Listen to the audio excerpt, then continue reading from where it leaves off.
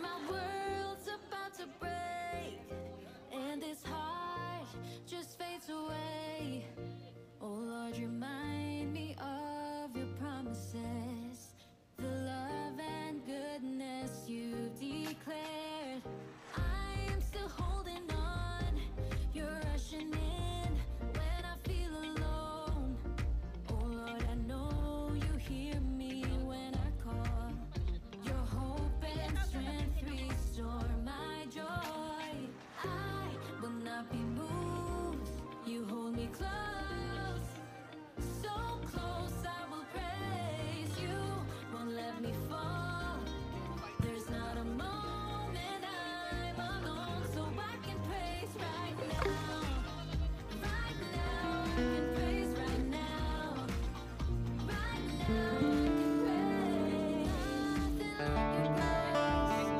When I'm lost, you are the way. Oh Lord, I know there's no crown that compares to eternal life that you prepared. You're the only one for me.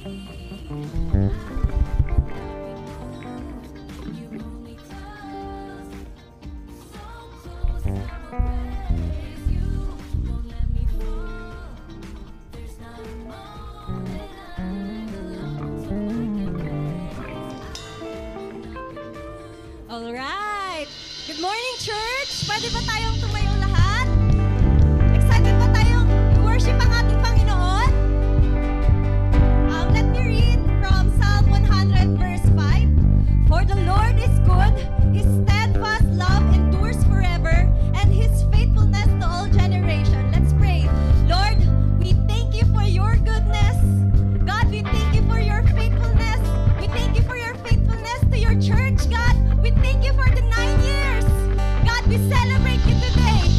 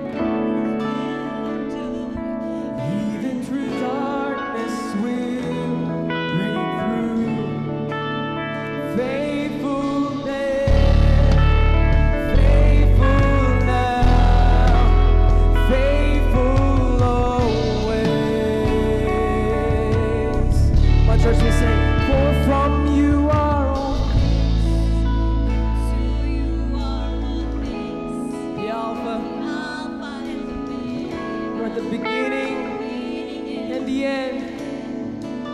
Glory and honor Belongs to you, Lord. and power. Belong to you. We worship you.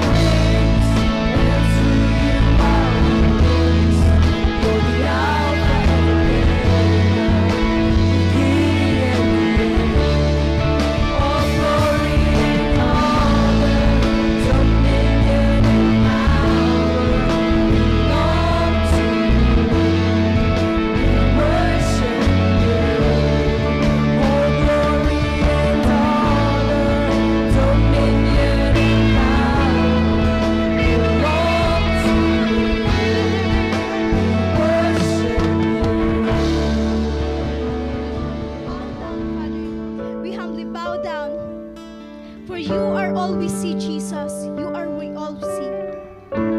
Thank you, Lord, for your boundless love and mercy, Father God. May we continually fix our eyes upon you, and may we surrender all to your will, Jesus. We thank you for this day. We thank you for today. We thank you for every people that surrounds us, Father God. We thank you for this church community, Father, that you have given us. Lifting up everything to you, we honor you, Father God. We honor you, we love you, in Jesus' name. Amen.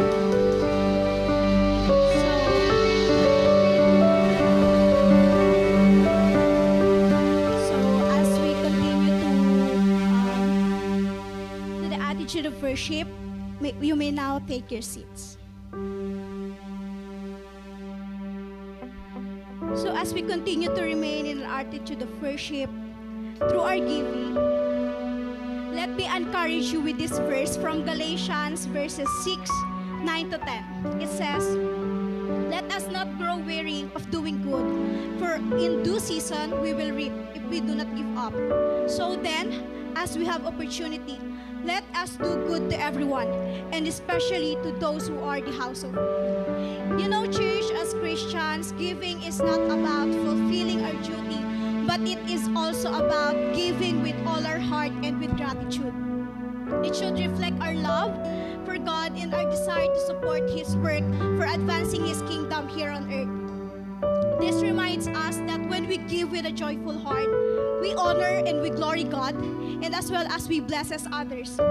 So giving should not be a burden. Instead, we should give generously and with gratitude. Let's pray. God, we thank you for this day. We thank you for every opportunity that you have given us to give us from the heart with joy and gratitude. It reflects us, God, your overflowing love for us that we may share it to others. Always reminds us, Father, that every blessing that comes from you, that may we be good stewards, Father God, in blessing others. Lord, help us to give generously from the heart. We honor you and we lift up everything to you. In Jesus' name, amen and amen. So yan, thank you, music team. So, church, welcome and good morning. I am Novi and I'm one of the Victory interns and Victory volunteer here. So I am glad to see all of your beautiful faces right now. So welcome to Victory Puerto Princesa. And here we love to do two things, and that is to honor God and make disciples. Yan. So meron ba tayo mga first timers here? Come on. Can I see your hands? Yan. Meron ba? Yan. Can I invite you to please stand so that my ushers will go to you and give you some tokens. Yan. Welcome po to Victory Puerto Princesa. We are so happy to see all of you today, and we really welcome you in our church. We are so happy to see you in our church community here in Victory Puerto Princesa. So now, may I invite also to stand, please. Stand up, everyone, and get to know other people. Yan, kamustahin natin yung katabi natin. Ask them, how are you feeling today? Are you glad today that you see me? Come on, church!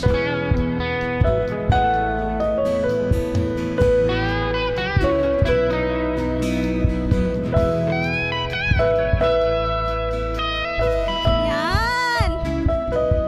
Let's meet new people, come on!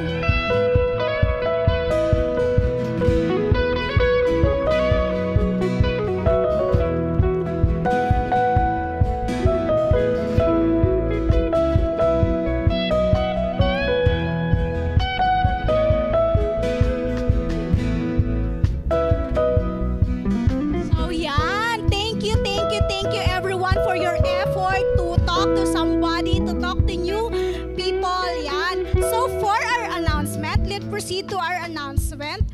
First is we will be having a marriage and parenting talk this coming July 27, and that is Saturday next week. Yan. It will be gaganapin ito sa City State Asturias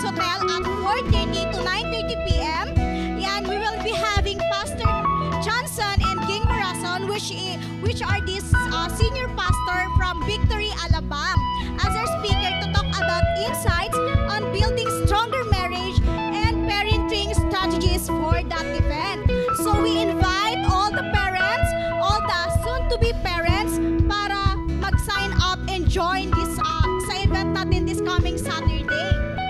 And you can sign up dyan sa booth natin sa labas. So, and for the next announcement, church, our church began in 1984 with 150 students passionate about having the campus and changing the world. 40 years later, our hope and faith for the next generation continues to burn brighter. We've witnessed thousands of students worship and encounter Jesus on our recent Victory Conference. So here's how they were commissioned to fulfill God's call to go and make disciples on every campus.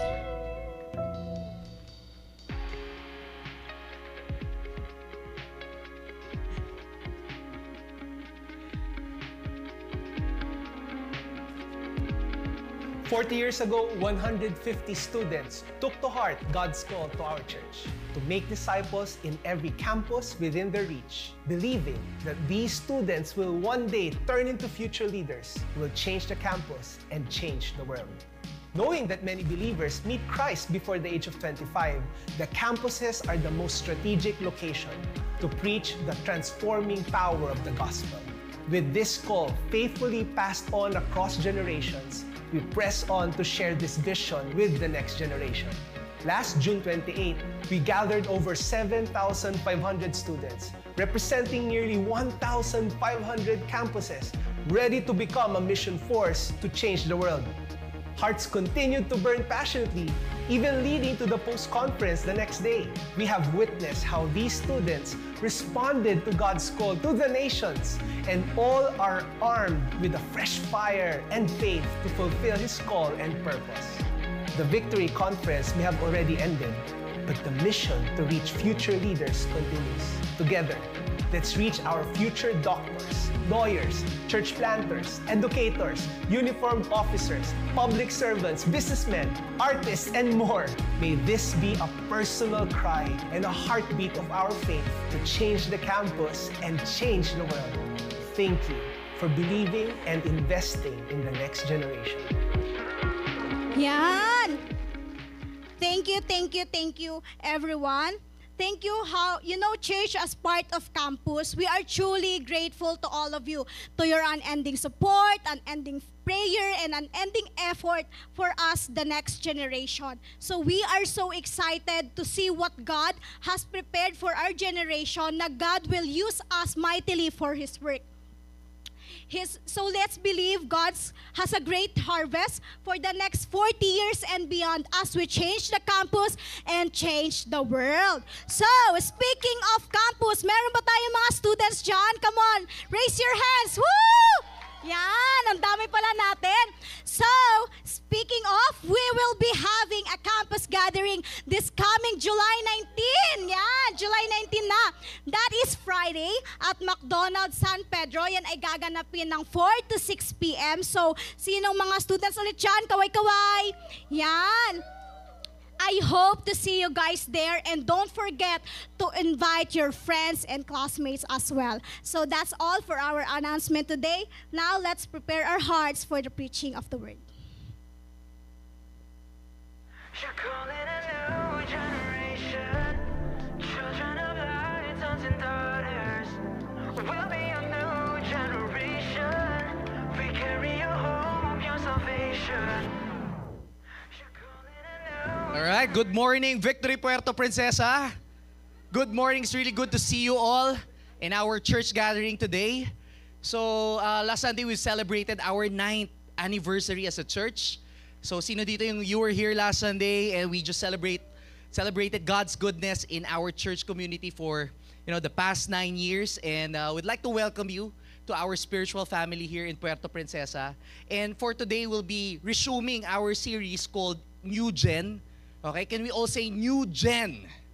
All right, so we're returning to this series, and the series is about the life of David, how he became a next generation leader to a seasoned leader, preparing the next generation for God's purposes in their lives. As a movement, we really see God's heart for the next generation. And we've seen all throughout in Scripture, even in church history, that the next generation is always at the center of God's heart and God's purposes. That's why we're doing this series. We want to awaken our heart for the next generation, most especially the students and even the young people that are in our lives today.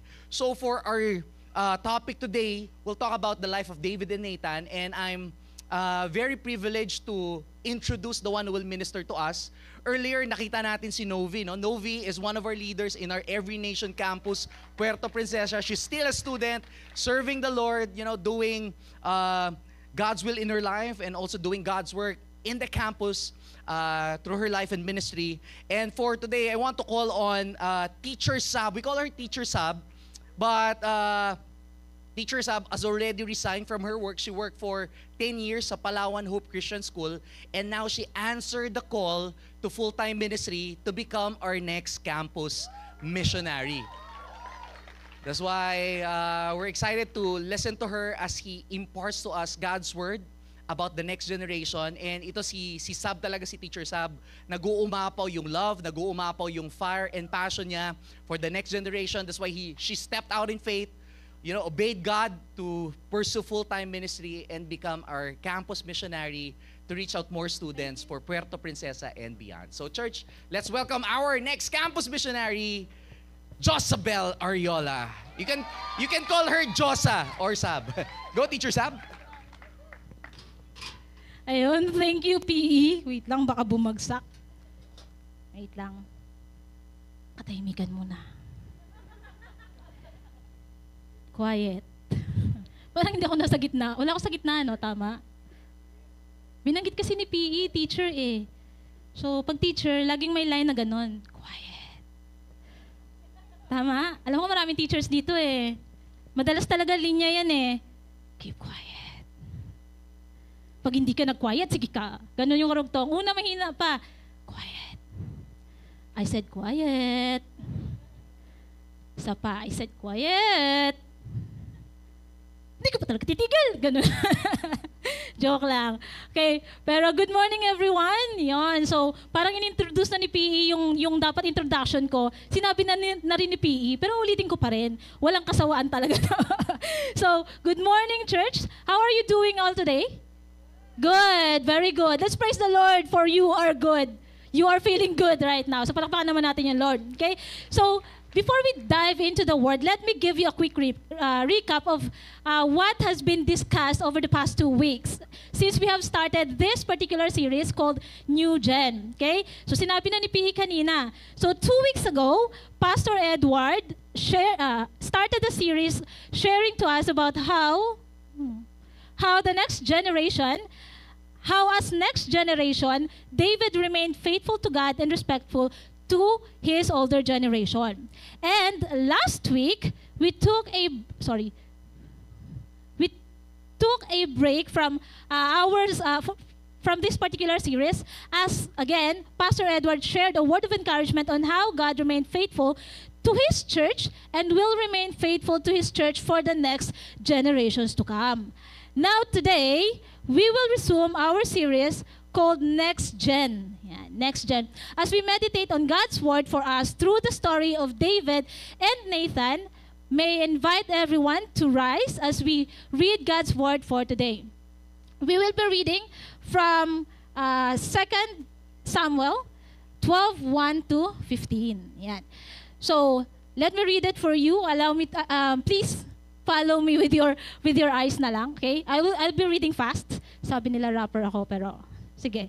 And the Lord sent Nathan to David. He came to him and said to him, there were 2 men in a certain city, the one rich and the other poor. The rich man had very many flocks and herds, but the poor man had nothing but one little ewe lamb, which he had brought, and he brought it up, and it grew up with him and with his children. It used to eat with his morsel and drink from his cup and lie in his arms, and it was like a daughter to him. Now there came a traveler to the rich man, and he was unwilling to take one of his own flock or herd to prepare for the guest who had come to him. But he took the poor man's lamb and prepared it for the man who had come to him. Then David's anger was greatly kindled against the man, and he said to Nathan, "As the Lord lives, the man who has done this deserves to die, and he shall restore the lamb fourfold, because he did this thing and because he had no pity." Nathan said to David, "You are the man. Thus says the Lord, the God of Israel, I anointed you king over Israel, and I delivered you out of the hands of Saul. And I gave you your master's house and your master's wives into your arms, and gave you the house of Israel and of Judah. And if this were too little, I would add to you as much more.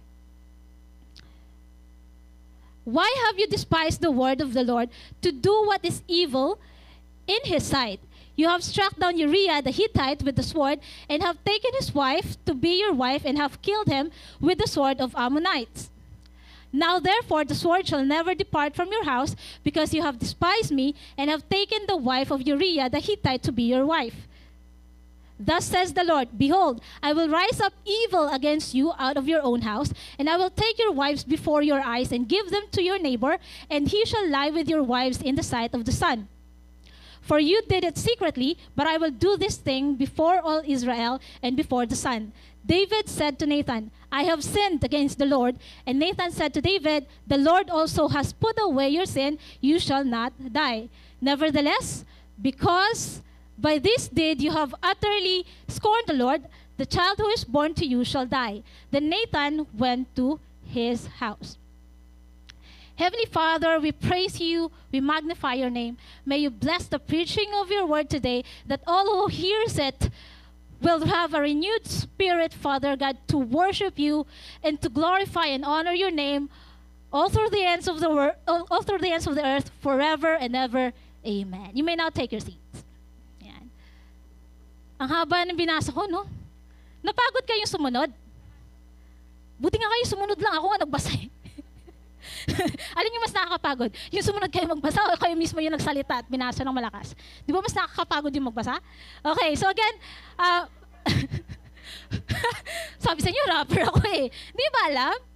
Teacher pa rin naman ako hanggang ngayon actually. May lisensya pa rin naman ako hanggang ngayon. Okay? So mabilis talaga ako magsalita. Pero ngayon, babagalan ko ng konti. Kasi may mga students tayo na baka, alam nyo, hindi masyado makasabay. Kunwari.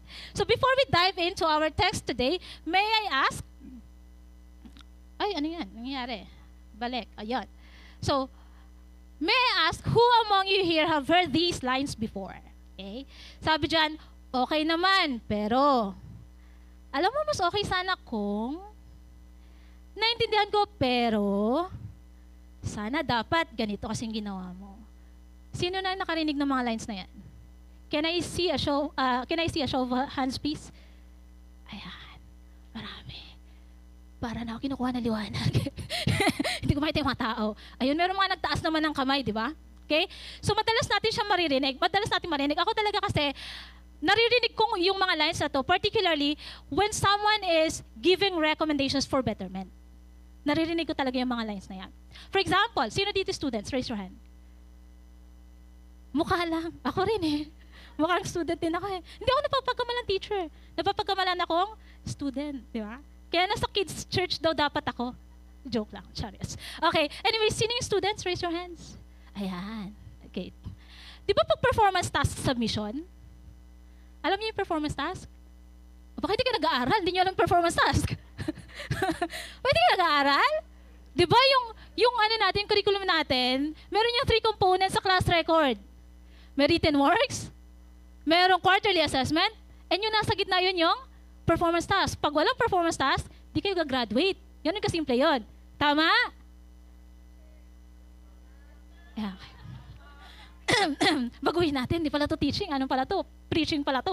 Okay, hindi pala to classroom setup. Anyways, di ba? Again, sino yung mga students? Yan. Halimbawa, pag submission na ng performance task. For example, pag nag-submit kayo ng performance task and feeling ninyo may nadali nyo lang, hindi talaga siya pasok sa standard ng teacher ninyo, hindi naman gagawin ng teacher na sasabihin niya sa inyo, ang pangit ng gawa mo, ulitin mo yan, itapon mo. Hindi naman gano'n, di ba? Ganun ba yung ginagawa ng teacher sa inyo? Ha? Totoo? Sino yung teacher na yun? tayo dyan. Di ba? Hindi naman ganon. Ang gagawin ni teacher, tatawagin ka, kakausapin ka niya. Di ba? Bibigyan ka niya ng recommendation. Sasabihin niya, alam mo, okay naman gawa mo eh. Medyo tabingi lang yung kilay. Portrait pa rin pinapagawa, di ba? Medyo tabingi lang yung kilay, hindi umayon doon sa kinokopya mo. Di naman kaya, sasabihin niya, alam mo, okay sana kung ito, sinubtract mo muna dito. Hindi, di ba pagka, ano yan? Anong, yung sa math, anong tawag doon? PEMDAS. PEMDAS. So, hindi kasi ako magaling sa math eh. Pero may mga math teachers dito eh. So, PEMDAS, di ba? Kinakailangan mo muna yung multiplication and division, tama? Bago mo, i-minus or i-add. So, dapat, alam mo, okay sana kung inuna mo muna yung multiplication, inuna mo muna yung division, bago mo dinagdagan or binawasan. So, may mga ganun, di ba? Pagka-student, madalas yung naririnig yan, tama? Ano yung purpose ng teacher? Bakit niya ginagawa? Para, sa susunod, mas alam mo na yung dapat gawin. Para sa susunod, mas tama na yung gagawin mo. Tama? Ay, parang antok yung mas estudyante ko. Sino naman yung working? Sino yung mga dito? Mga empleyado. Taas yung kamay. Woo! Be proud! Ako rin kasi nagturo ako for 11 years. Naging empleyado na ako. 1 year for public school and a decade in the private school. So naging empleyado din ako. And madalas ko itong naririnig. Kayo ba? Naririnig nyo rin to? Kanino nyo madalas marinig? Kay boss. Very good. I remember when I was still teaching, I have a load as a academic coordinator. So, pag academic coordinator ka, meron kang mga subordinates. Okay? So, may mga subordinates under you, under the department na hinahandle mo. So, meron talaga dong isang subordinate of mine na talagang, parang, tatraw ko tusan. Di ba? Ganon. Parang, ganon na talaga. Why? Kasi pet peeve ko talaga. Alam niyo pet peeve? Yeah. Yes. Yes. Alam mo yung pet peeve, di ba? Pinaka-pet peeve ko talaga yung ganito. Pag naiiwan yung klase ng walang teacher or di pumasok on time yung teacher sa klase. Ayaw na ayaw ko niyan. Inis na inis ako dyan. When I was still an academic coordinator, naiinis ako. Why? Kasi para sa akin, sa ilang minuto lang or ilang segundo lang na mawawala ka sa classroom, maraming maraming posibilidad ang mangyayari. Iba-ibang posibilidad yung mangyayari. Kaya inis na inis ako pagka ganyan. And then there's one particular teacher talaga, hindi ko na babanggitin yung pangalan. Baka mamaya dito pala, umattend. O di kaya yung mga kasama ko dati sa Hope. Ay, sorry, nagbanggit ako na. Sabi pa naman kanina, na-remind ako, huwag ka magbabanggit ng name. Di ba? O di kaya mamaya maalala na, mabanggit ko yung name, naku, masabihan pa. Although wala na rin naman sa school yung na to, yung teacher na to. Merong isang particular teacher na talaga, tuwing makikita ko na lang siya, Sir, daan ka mamaya sa office ha. Sabi ko, Sir, daan ka mamaya sa office ha. Yung office ko naman, hindi naman talaga office na buo. May cubicle lang ako doon. Di ba? May mga kasama rin ako, ibang academic coordinator, pero may cubicle lang ako doon. Tapos lagi ko siya sinasabihan, parang every week talaga, meron akong line sa kanya na, Sir, daan ka ng office mamaya ah. May ganun akong line. Alam niyo kung bakit? Most of the time kasi, kung hindi siya late pumasok sa klase niya, hindi siya pumapasok na hindi siya nagpapaalam. So talagang inis na inis, kumukulo talaga yung dugo. Masakit talaga. Pero alam mo yon, mahal ko yung tao. Huwag mag-isip ng kung ano-ano. Mahal ko yun kasi kapwa ko yun. Mahal ko yun kasi under my department yun. Mahal ko yun kasi gusto ko maging okay yung department ko. Kaya kailangan maging okay din siya. Naintindihan nyo? So alam nyo kung ano madalas kong line sa kanya? Pag humarap na siya sa akin, sasabihin ko, Sir, alam mo, okay ka naman eh. Okay ka magturo. Kaya lang sana dapat ganito. Dapat, kung a-absent ka, magpaalam ka. Kung hindi ka pala papasok, sana nagsabi ka kaagad the night before para nakahanap ako ng substitute. Ganon. Why? Hindi dahil galit na galit ako sa kanya, hindi dahil sa yung nakikita ko na lang is yung mali niya, kundi gusto ko kasi siyang maging ma-improve. Gusto ko siyang maging better version of himself. Kasi alam ko na pagka okay siya, okay din yung magiging estudyante niya, okay din yung mga kasama niya sa school. Kaya gusto ko maging okay siya. 'Di ba? So yung mga lines na to talaga, lalo na pag naririnig natin sa supervisors natin, for example, superiors natin, yung mga lines na yan, sinasabi para sa atin, para mag-improve tayo, para mapabuti tayo. Alam niyo kung bakit? Kasi nga, we want to add value to that person. Dahil dito. Gusto natin siyang mapabuti. Gusto nating mag-add ng value sa kanya. Okay? So, question is, how do we add value? Doon papasok si rebuking. Ay, parang tulog na. Okay. Gising pa naman. May kasama pa naman siguro ako dito. Doon papasok si rebuking. I don't know if you remember, but in one of Pastor Edward's preaching, he said that to rebuke is to add value. So to rebuke is to add value to someone. You know what's another word that is synonymous to rebuke and gives the same effect? Correction. The word correction. Gusto ko yun. May correction. Binasa ba talaga naman? Ay, correction. Okay? So rebuke is equivalent to correction. Hindi lang basta equal, equivalent. When we want to add value to someone, we correct the mistake that he had committed. Kasi kung hindi natin i-correct, hindi madadagdagan yung value niya. Hindi may tatama yung pagkakamali. Now I have few questions for you. Okay? So the first question is, have you ever been corrected? Yes? How did you respond upon being corrected? Meron dyan yung iba siguro, kinorek, pinagalitan, pinagsabihan.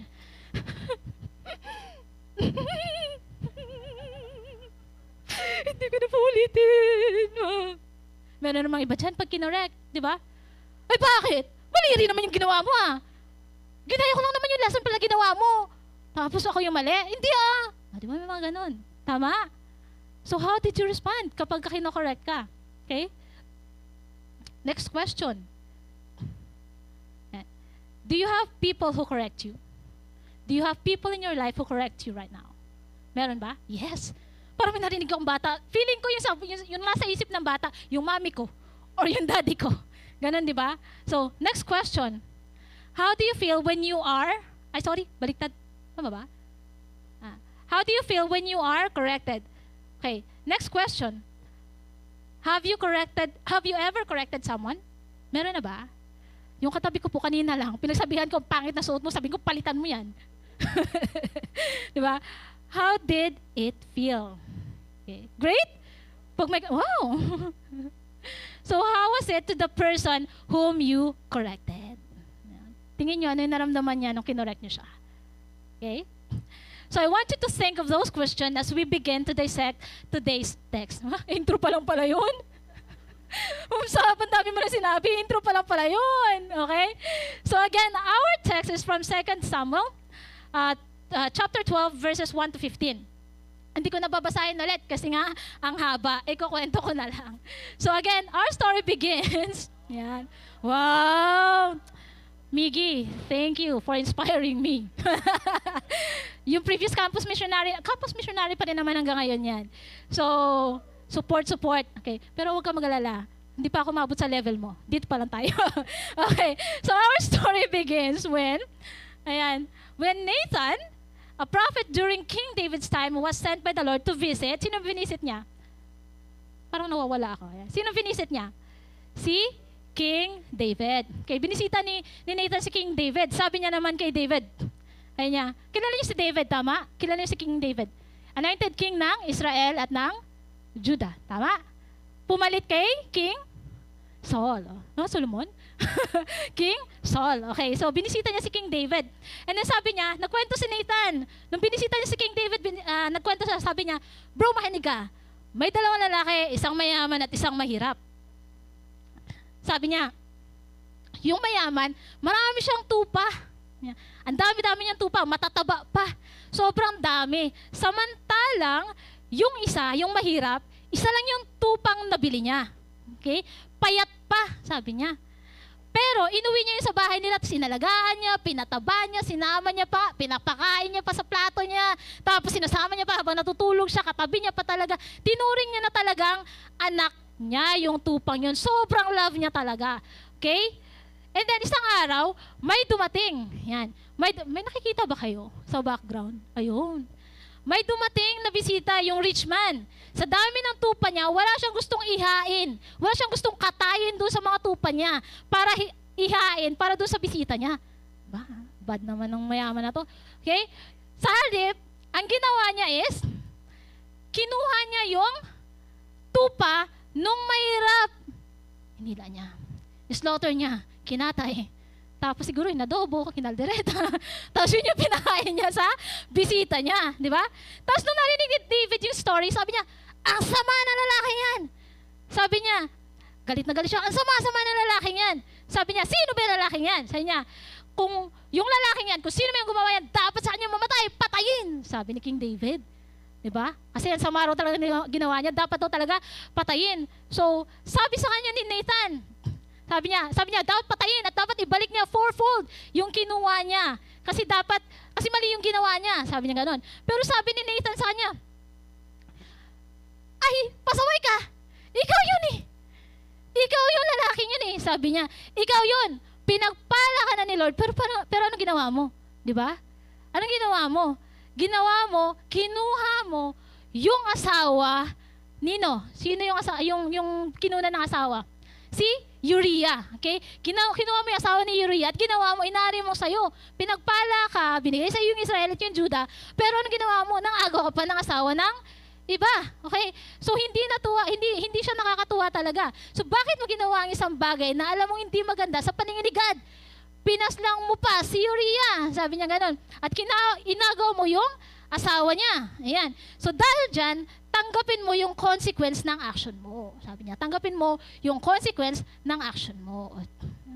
Parang nagkiklik pa ba? Hindi ko nakikita yun. Tapos, sabi ni David, oh my God, wala yun doon na. Sabi niya lang, I have sinned against the Lord. Parang in-acknowledge niya kaagad na nagkasala siya. O nga pala, nagkasala ako, mali pala yung ginawa ko. Sumigaw siya, sabi niya, I have sinned against the Lord. And then, yun lang yung sinabi ni King David, pero agad-agad, sinabi ni Nathan sa kanya, the Lord has put away your sin, you shall not die. Grabe. Sabi niya lang, nagkasala ako against kay God, pero pinatawad agad siya. Di ba? Pinatawad agad siya sa kasalanan niya, pero may consequence nga lang. Sabi doon, dahil sa ginawa mo, kinutya mo si Lord, dahil dyan, ang anak mong ipinagbubuntis ni Bathsheba ay mamamatay. Yun. So, what can we get from the conversation between Nathan and King David? First point, nothing can be hidden from God. Remember, sa verse 1 pa lang, sabi dyan, God is fully aware of what David has done. Alam mong ginawa, God sent Nathan to David. Ibig sabihin, alam niya kung ano nangyayari, di ba? So, pinadala ni God si Nathan to rebuke David. Jumping off to verse 9, ang nakalagay dyan, sabi, why have you despised the word of the Lord to do what is evil in His sight? Diba? So, ibig sabihin, nakikita talaga ni Lord kung anong ginagawa mo. Okay? So, do you think David thought that God did not know what he did? Tingin ni David, hindi nakikita ni Lord kung anong ginagawa niya? Naintindihan niyo po yung question? Tingin niyo ba hindi alam ni David na nakikita ni Lord yung ginagawa niya? No, definitely not. He was fully aware that God sees everything, but still he did what he did. And some of us, if not most of us, is like that. We do things even if we know that God sees what we're doing, we still do things that is not pleasing in His sight. Tama? Wala naman nakakaalam, wala naman nakakakita. Hindi naman niya nakita na binulsa ko yung 20 pesos niya kanina. Okay lang yun. Diba? Hindi niya naman nakita kanina na binawasan ko yung pad paper niya. Hindi siya nakatingin kanina, binawasan ko yung paper niya. Diba?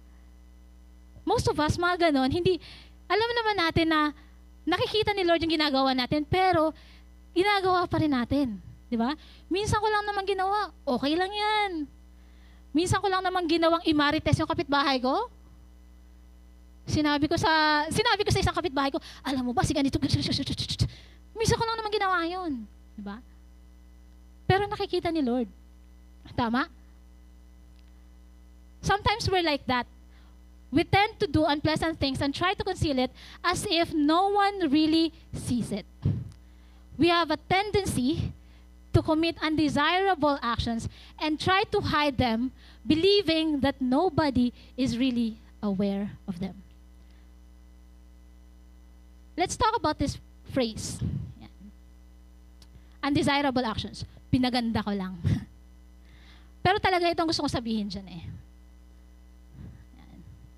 Cross out natin yung undesirable actions. Palitan natin siya ng sin. We have a tendency to commit sin and try to hide them, believing that nobody is really aware of them. Minsan, ganun tayo. Tama? But the truth is, nothing can be hidden from God.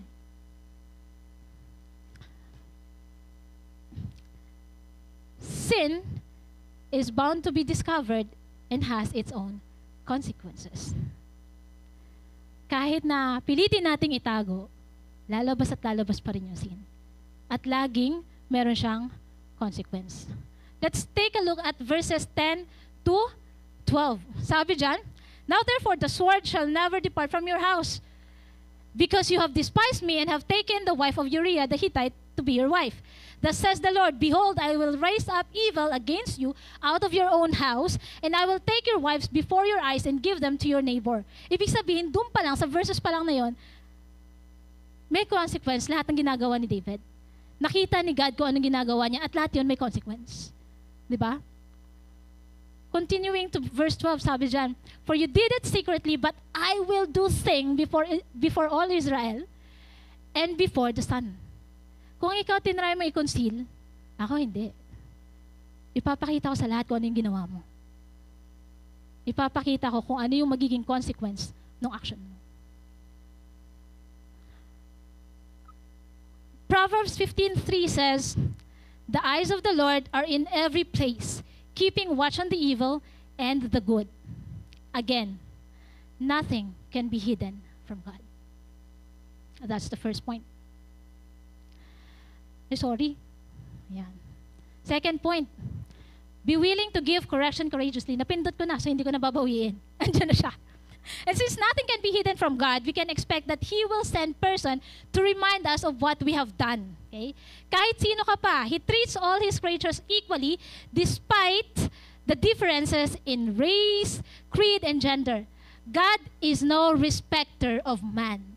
Si David, king siya, and yet, God sent Nathan to remind him of what he has done. And how did Nathan play his part? That's the second point. By being willing to give correction courageously. Yan. So, in verse 7, it says there, Nathan said to David, yan. Ibig sabihin, si Nathan mismo, sinabi niya kay David kung ano yung gustong mangyari ni Lord, kung ano yung gusto ipasabi ni Lord sa kanya. Ibig sabihin, kahit na king pa yan, pwedeng takot na takot siya sa totoo lang, di ba? In verses 7 to 9, we can see that Nathan courageously pointed out to David kung ano yung ginawa niya after all that God has done for him. Nathan questioned David. Sabi niya, why have you despised the word of the Lord to do what is evil in His sight? You have struck down Uriah the Hittite with the sword and have taken his wife to be your wife and have killed him with the sword of the Ammonites. Nathan questioned David why he has despised the Lord by doing what is evil in His sight. Pinamukha ni Nathan kay David kung ano yung mga ginawa niya na hindi maganda sa paningin ni God. Bakit mo ginawa yon? Sabi niya kay Nathan. Masama yun, mali yun. Prophet Nathan could have cowered in fear of the thought of rebuking or giving recommendations, di ba? Or corrections to King of Israel. But he spoke in obedience to God. Sinunod niya kung ano sinabi ni God. Puntahan mo si David, kailangan makorek siya. So sinunod niya, di ba? Through a story na kinuwento na natin kanina, Nathan gave correction to David. And you know what, folks? Sometimes we too are placed in such a situation. Yung may nakita kang mali. And what do we do when we are placed in such a situation? Should we take a blind eye? Or should we correct it? Minsan ang hirap gawin to correct someone, but remember this. When you love someone, if you love that person, you have to correct him because you want to add value to him. When God places us in situations to correct others, we can ask Him to give us courage to do so out of love. Why? Bakit kaya? Because God can use those moments of corrections to point others to Him. Baka tayo pala yung ginagamit para i-correct yung isang tao. And then, upon correcting that person, he might just find himself seeking God and asking for forgiveness from Him. So kung hindi natin gagawin, paano marirealize ng tao na mali yung ginawa niya? That's why, be willing to receive, napindot ko na naman. Be willing to give correction courageously. Okay? So next point, ito na. Point number 3.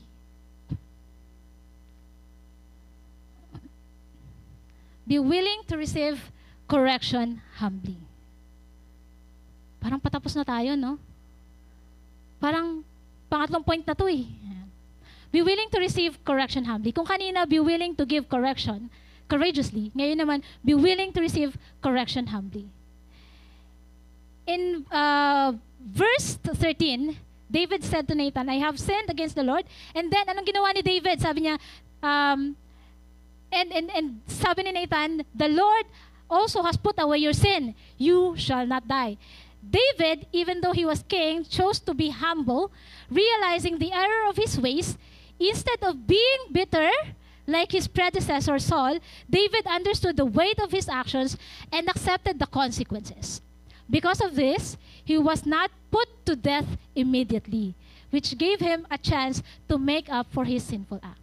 Sometimes, when we receive corrections humbly, yun lang pala yung kailangan natin for us to redeem ourselves. Tama? Kasi pag pinairal natin yung pride, instead of receiving the corrections humbly, we find fault at the person giving the correction to us. Hindi na ko correct yung mistake na ginagawa natin. Tama? But just like David, since he received correction humbly, God was faithful enough to him. Okay? We can choose to receive correction from a position of humility. Though we are not perfect, God can work in our hearts when we allow others to correct us and discipline us. And when we receive correction humbly, finally, ito na, patapos na talaga. Fourth point, God is faithful to forgive and restore. Verse 13 tells us how God acknowledged David's repentance and he remained faithful to him by forgiving him of his sin and restored the relationship between them. You see, if only we are humble enough, if only we have that humility to accept corrections, God is very faithful to forgive us and restore the relationship. Katulad nung nangyari between God and David. And as of this moment, can we just close our eyes, bow down our heads?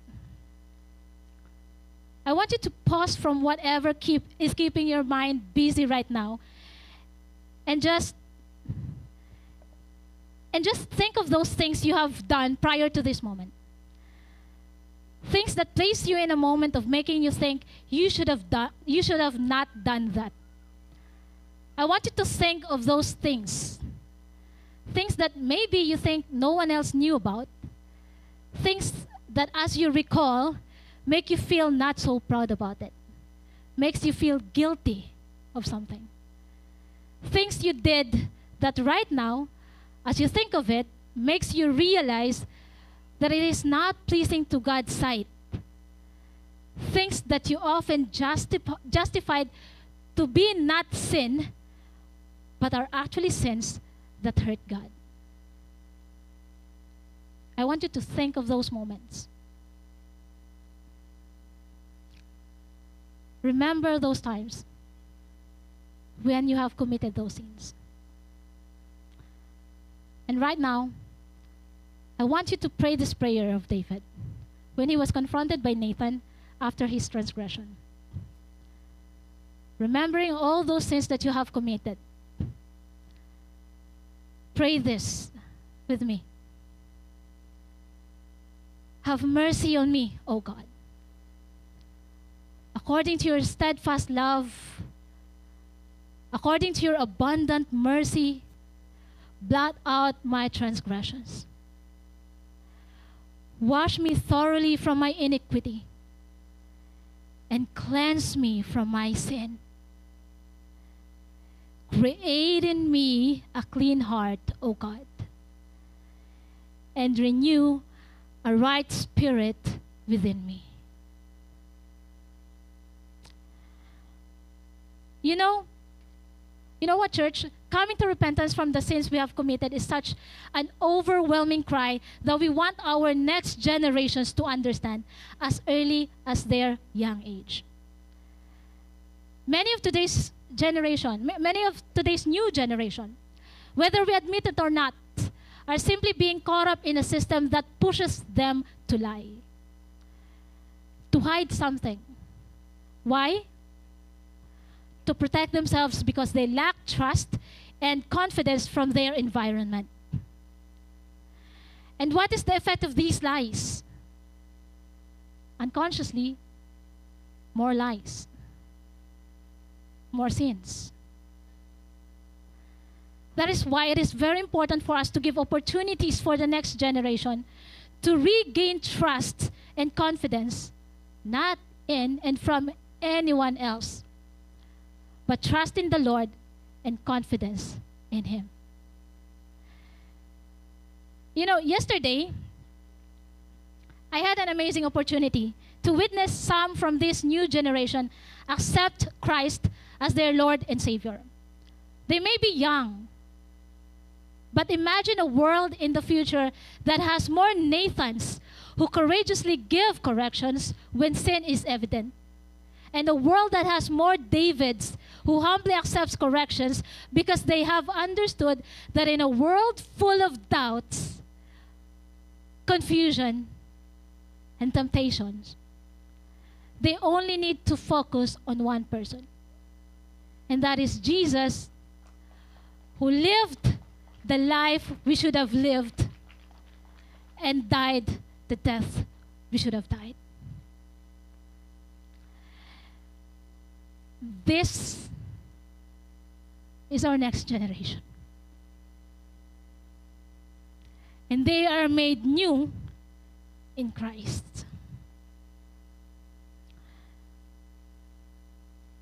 It's very easy for us to act how the way we want to act, thinking only of ourselves.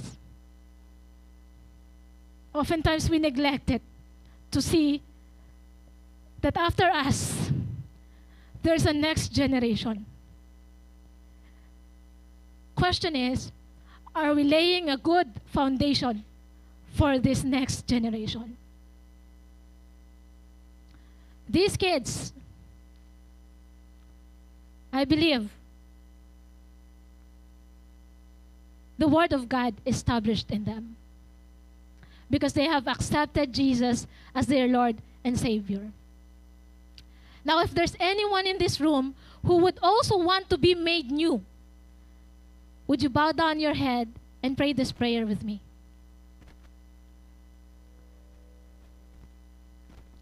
God, I acknowledge that I am a sinner. I have committed mistakes. I have done things that are not pleasing in your eyes, Father. And right now, I am asking forgiveness for these sins that I have committed, Father God. Right now, I am feeling your embrace, Father God. And in my heart right now, Father, thinking of one person, that is Jesus. I am ready to repent from my sins and accept Him as my Lord and Savior. If you are one of those who have prayed that particular prayer, congratulations.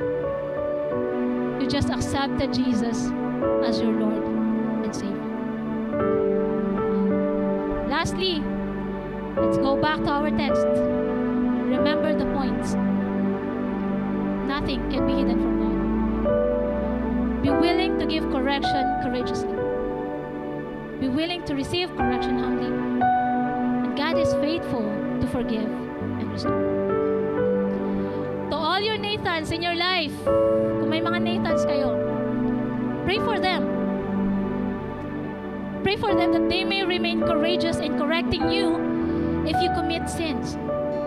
And pray also that God make a heart like David in you and me, who receives correction humbly.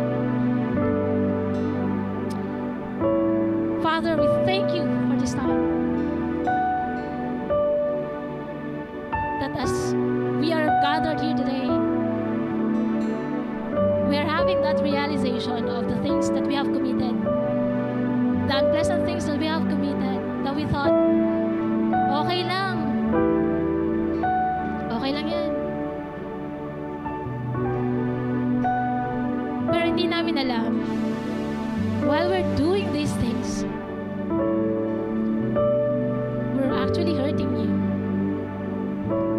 The smallest lies, tingin natin, small lang, pero still it's a lie. It's hurting Him.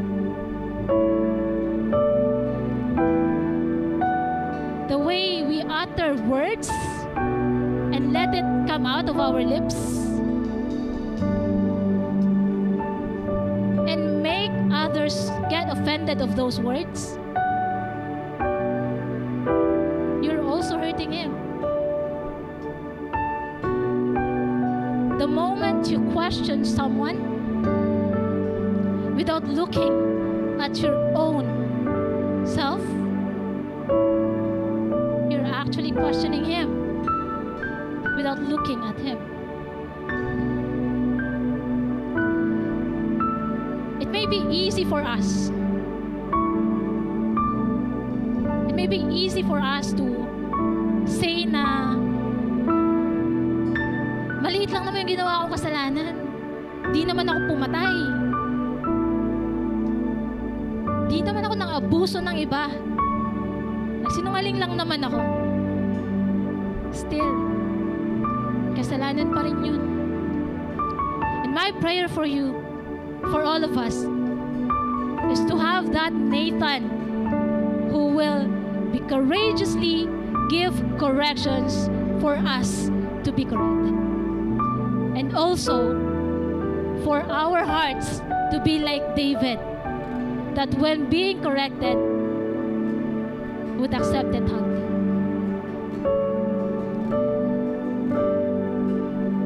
Church, at this time, I'd like to call on the music team. Let's just worship God one more time.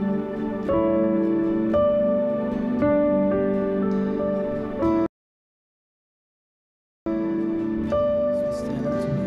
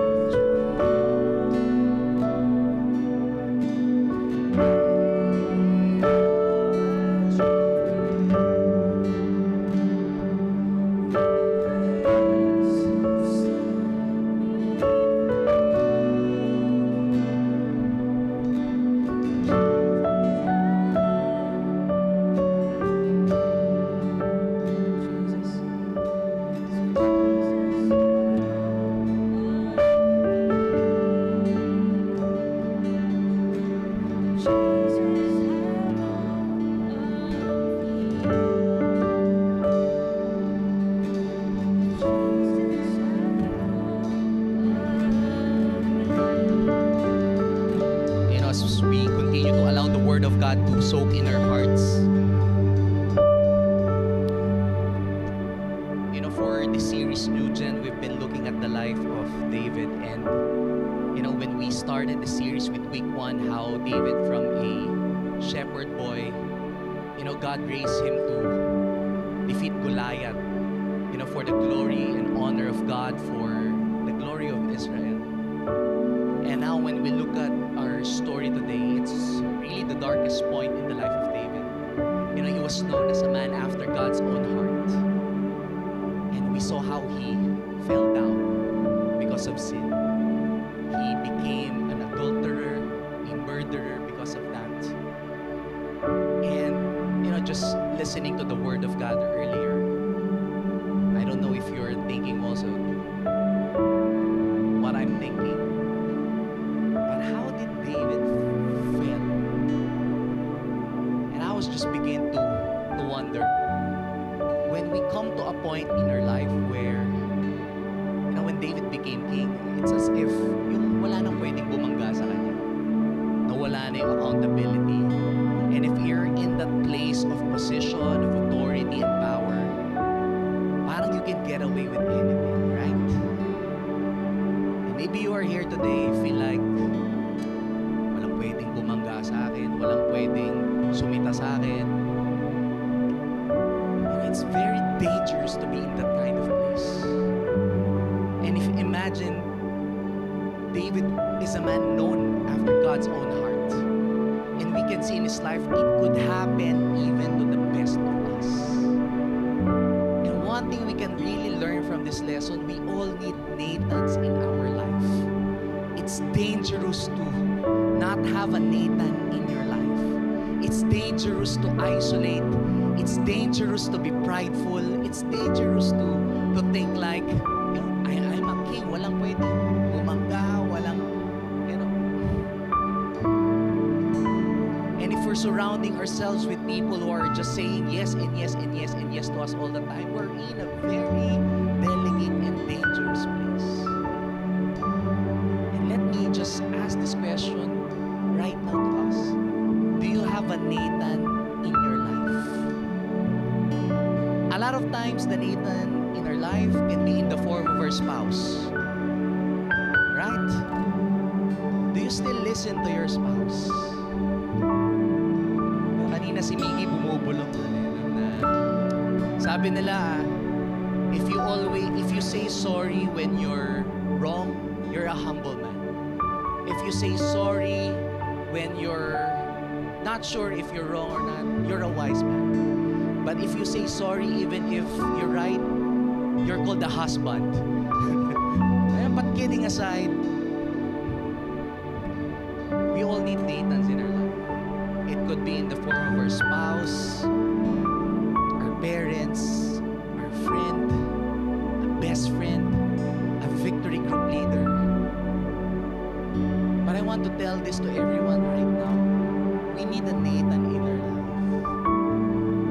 Huwag tayong matakot kumunik. Huwag tayong matakot, you know, to have people in our life who speaks to us, who corrects us, who rebukes us. Because my friend, it's very dangerous. Kung walang Nathan sa buhay ni David, imagine it would lead all to destruction. That's why we always preach about discipleship. We always preach about victory groups and one-to-ones, because we need people who will walk with us. People who would always have the best interest in our lives. People na hindi yung tawag doon, yung sasakyan ka pa, yung kukonsintihin ka pa. We need Nathans in our life.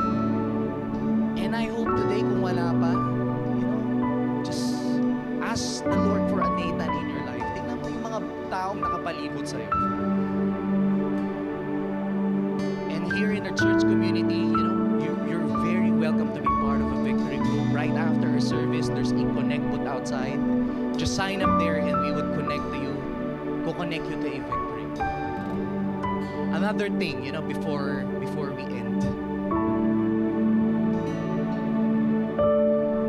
you know, nothing can be hidden from God. Nothing can be hidden from God. And a lot of times we can be blinded. And a lot of times, if we already know we are in sin and we keep on hiding it in secret, or we keep on going our stubborn way, kita natin, di ba yung sa text kay David, it's either you respond in humility or God will send humiliation for you to realize. No, dalawa lang yan lagi, humility or humiliation. Sabi ni Lord, tinatago mo secretly, but I will make it as plain as daylight.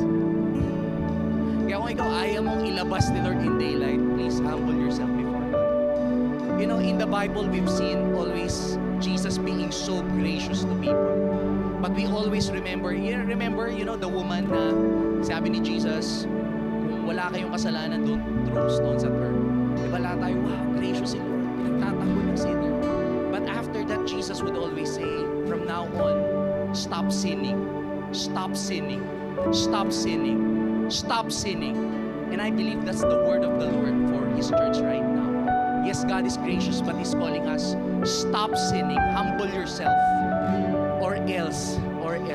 You know, just like what Nathan said to David, be afraid of the consequences that are going to happen. So Lord, right now, as we have sung earlier, have all of me, Lord, we surrender all of us, Lord God, every fiber of our being to you, every area of our life to you. Our public life, we offer to you, most especially our private life, God. Wala kaming maitatago sa iyo, nothing can be hidden from your side.